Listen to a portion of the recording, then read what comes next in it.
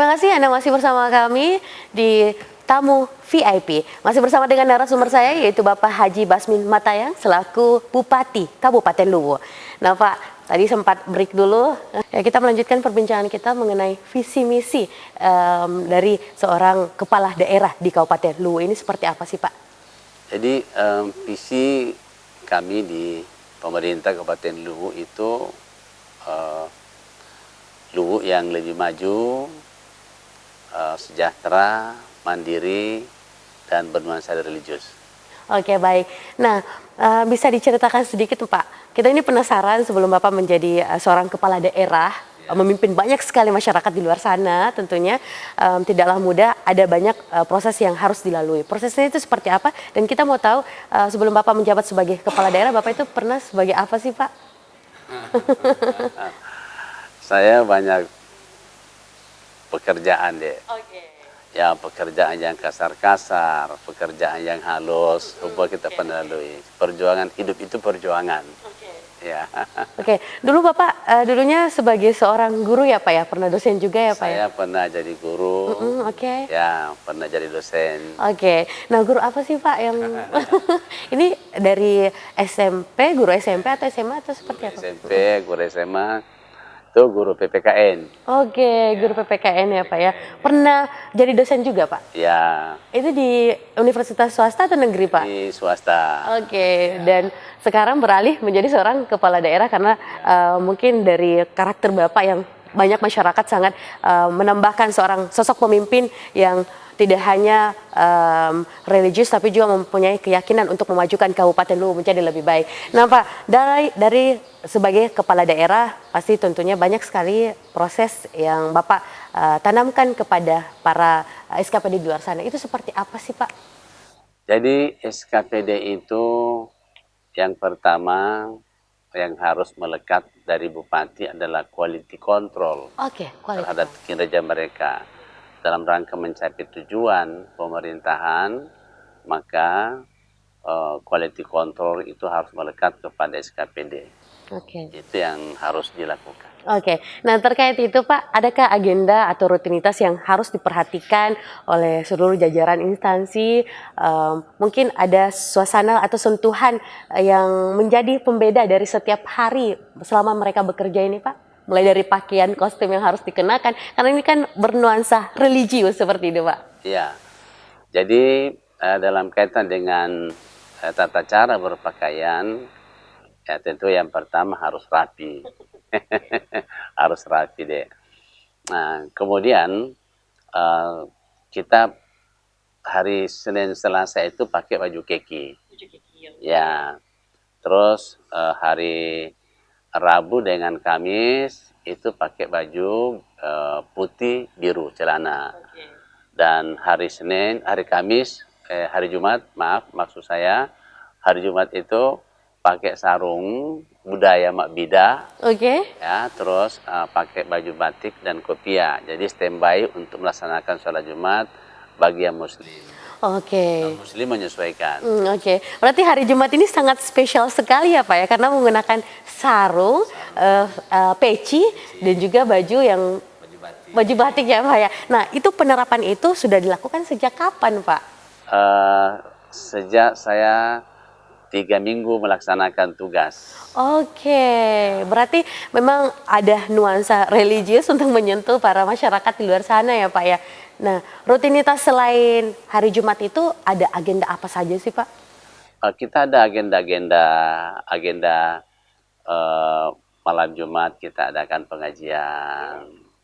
Terus kita keliling-keliling masyarakat, memberikan tugas-tugas kepada kepala desa untuk memberi contoh kepada masyarakat berkaitan dengan pembinaan kemasyarakatan. Oke, terkait mengenai pembinaan kemasyarakatan tentunya ada sosialisasi yang harus ditanamkan kepada masyarakat untuk bagaimana mindset pemikiran mereka itu berubah menjadi lebih baik. Seperti apa sih Pak sosialisasinya kepada masyarakat? Jadi kita melihat itu apa kebutuhan masyarakat. Ya, kita lihat ini masyarakat kita itu sebenarnya seperti yang selalu saya katakan bahwa Luwu ini daerah subur. Iya. Tetapi spirit kehidupan masyarakat itu yang rendah. Nah, karena itulah oleh pemerintah melalui SKPD-nya ditugasi untuk memberikan motivasi, sosialisasi tentang bagaimana untuk meningkatkan kualitas kehidupan. Tentu harus dengan kerja, kerja, dan bekerja. Luar biasa. Pak, memang menjadi seorang kepala daerah tidaklah mudah. Ada banyak tantangan, ada banyak suka dan duka yang harus dilalui. Sukanya dulu Pak, atau dukanya dulu kita mulai? Ya, dukanya itu adalah bagaimana kita bisa membangun kesamaan persepsi, menciptakan kedamaian terhadap kondisi masyarakat itu. Karena tentu masyarakat itu macam-macam karakternya. Iya Pak, betul. Yang pertama itu dukanya, karena itu perjuangan yang paling berat. Kemudian kalau sukanya itu ya kita setiap hari juga menabur senyum dengan masyarakat, hai-hai dengan masyarakat, kita jalan ke tempat-tempat wisata, kumpul dengan masyarakat, itu masyarakat suka. Oke, nah banyak sekali agenda dan juga rutinitas tentunya dari seorang kepala daerah dan itu tidaklah mudah Pak. Selain suka dan duka yang telah dilalui, apa saja peran kepala daerah untuk mensejahterakan masyarakat Kabupaten Luwu ini Pak? Jadi peran kepala daerah dalam rangka mensejahterakan masyarakat Luwu itu ya harus memperhatikan apa kebutuhan masyarakat. Nah, kita melihat bahwa ada 3 kebutuhan dasar masyarakat. Yang pertama itu adalah kesejahteraan, yang kedua kesehatan, yang ketiga pendidikan. Karena itu ketiga komponen ini menjadi program utama dan program unggulan oleh pemerintah. Oke baik, nah ketiga program itu Pak, apakah sudah berjalan dengan signifikan atau seperti apa Pak? Alhamdulillah dalam kurun waktu kurang lebih 6 bulan setelah kami melaksanakan tugas, alhamdulillah kelihatan sudah mulai berjalan. Oke, baik. Nah mengenai dunia pendidikan ini sangatlah penting ya Pak ya untuk generasi muda, generasi penerus bangsa di masa kelak mendatang ini Pak. Pendidikannya apakah sudah merata di Kabupaten Luwu atau seperti apa Pak? Nah, kalau kita berbicara tentang pendidikan, itu tentu merata tidak, tetapi mendekati pemerataan itu sudah hampir. Oke. Ya, karena kita sudah membangun sekolah-sekolah sampai di pelosok pedesaan.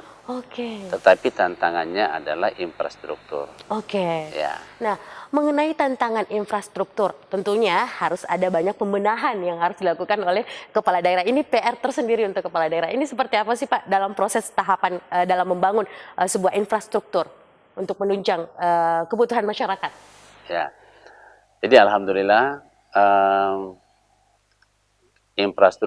infrastruktur ini mulai berjalan dengan baik karena kita mendapat perhatian dari Bapak Gubernur Selatan, banyak bantuan tentang infrastruktur dan begitu juga dengan dari pusat. Oke. Ya, baik itu melalui dana APBD maupun melalui dana DAG. Oke, baik. Nah, terkait itu Pak, kita melihat Kabupaten Luwu ini memiliki banyak sekali penghasil bumi. Dan ini tentunya akan mendongkrak sektor perekonomian yang ada di Kabupaten Luwu. Nanti kita akan membahas mengenai perekonomian yang ada di Kabupaten Luwu. Usai jeda, tetaplah bersama kami di Tamu VIP.